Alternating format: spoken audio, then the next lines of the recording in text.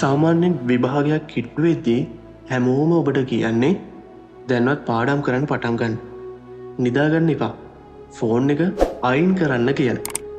හැබැයි විභාගයකට තියෙන්නේ තව මාස 4ක් වගේ කෙටි කාලයක් නම් සාමාන්‍ය විදිහට පාඩම් කරලා මේක ගොඩ දාගන්න අමාරුයි.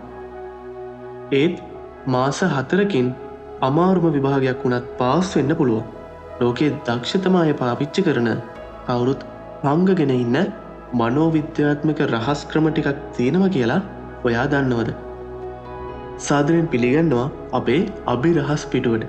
අද අපි හෙළි කරන්නේ සම්ප්‍රදායික පාඩම් කිරීමේ රටාවෙන් මිදිලා අපේ මොළය හැක් කරලා මාස 4න් විභාගය කොට දාන රහස් උපක්‍රම 4ක් ගැන.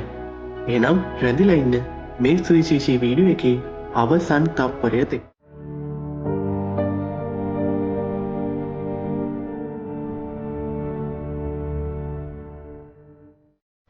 අංක 1 සයිගානික් ආචරණය.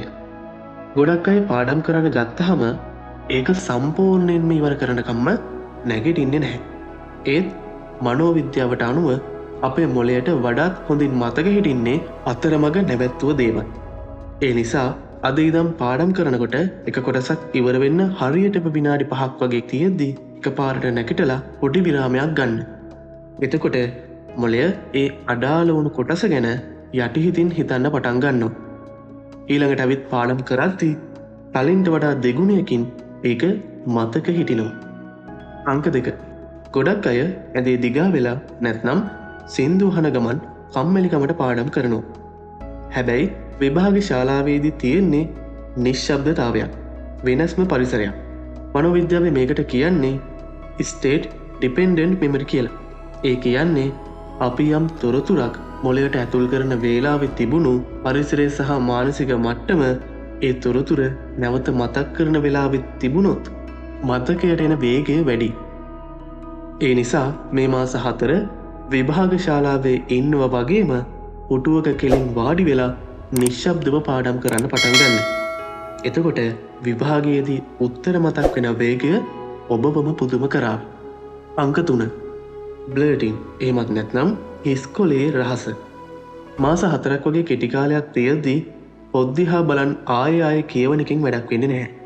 ඒ වෙනුවට පාඩම එකපාරක් කියවලා පොත වහලා ඉස්කොලයක් අරගෙන ඒ පාඩම ගැන මතක හැමදේම තනින් තන වේගයෙන් ලියන්න. ඊට පස්සේ පොත පෙරලලා අමතක වුණු දේවල් රතු පෑනෙන් ලියන්න. මේකෙන් අපේ මොළයට බලපෑම් කරලා තොරතුරු එළියට ගන්න නිසා මතකය 3 ගුණයකින් ශක්තිමත් වෙනවා. අංක 4 සහ වැදගත්ම රහස තමයි නිින්ද. විභාගෙට මාස 4යි තියෙන්නේ කියලා රෑ නිදි මරණ එක තමයි ඔයා කරන ලොකුම මෝඩකම. අපි පාඩම් කරපු අමාරුම දේවල් මොලේ ස්ථීර මතකයට යන්නේ අපි නිදා ගන්නකොට ඇතිවන ස්ලීප් ස්පෙන්ඩල්ස් කියන මොලේ තරංග මගින්. ඒ නිසා අමාරු පාඩමක් කරලා ඉවරුණු ගමන් ෆෝන් එක බලන්නේ නැතුව විනාඩි 30ක් නිදාගන්න. මොළය ඒ වෙලාවේ අර තොරතුරු ස්ථීර මතකයට සේව් කරගන්නවා. එහෙනම් මේ කවුරුත් නොකියන රහස් 4 අද ඉඳන්ම භාවිතා කරලා බලන්න. මේ මාස 4 ඇතුළත ඔබේ ප්‍රතිඵල අනිවාර්යයෙන්ම වෙනස් වේවි. මේ වීඩියෝ එක ඔබේ යාළුවන්ටත් ෂෙයා කරන්න. ඒ වගේම මේ වගේ තවත් වෙනස්ම විදිහේ වීඩියෝ බලන්න අභිරහස් පිටුව සබ්ස්ක්‍රයිබ් කරන්නත් අමතක කරන්න එපා. එහෙනම් ඔයාලා හැමෝටම සුබම සුබ දවසක්.